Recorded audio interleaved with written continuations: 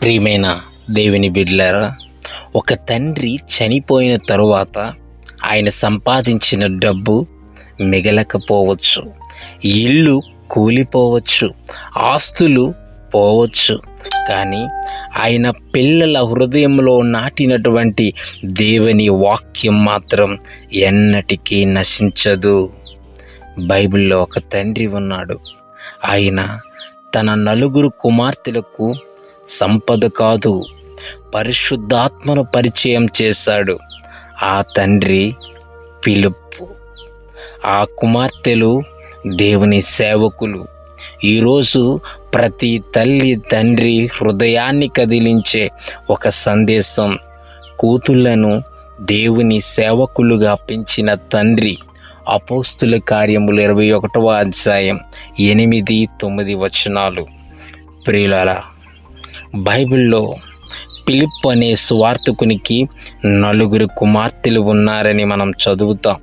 వారి పేర్లు బైబిల్లో లేవు, కానీ వారి సాక్ష్యం మాత్రం బైబిల్లో నిలిచిపోయింది. ఈరోజు చాలామంది తల్లిదండ్రులు పిల్లలకు ఆస్తులు కూడబెడుతున్నారు. మంచి చదువులు, మంచి ఉద్యోగాలు, మంచి భవిష్యత్తు కోసం శ్రమిస్తూనే ఉన్నారు. ఇవన్నీ మంచివే, కానీ ఫిలిప్పు తన కుమార్తెలకు ఈ లోక సంపదలను మాత్రమే కాదు, దేవుని వాక్యాన్ని కూడా ఇచ్చాడు. అందుకే వారు ప్రవచించేవారిగా ఎదిగారు.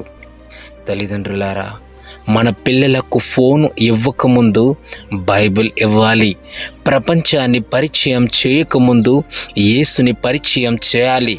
ఒకరోజు మనం ఈ లోకాన్ని విడిచిపెట్టిన తరువాత మన పిల్లలు, మా నాన్న మాకు దేవుణ్ణి నేర్పించాడు అని చెప్పగలిగితే అదే మన జీవితంలోనే గొప్ప విజయం. కూతుళ్లను దేవుని సేవకులుగా పెంచిన ఫిలిప్పు లాంటి తల్లిదండ్రులాగా మనం కూడా మారుదాం.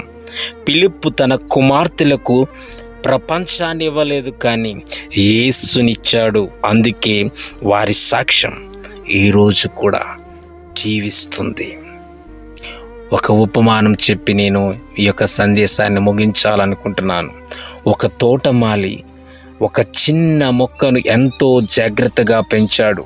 ప్రతిరోజు నీరు పోసాడు, ఎండ నుండి కాపాడాడు, చుట్టూ కంచి వేశాడు.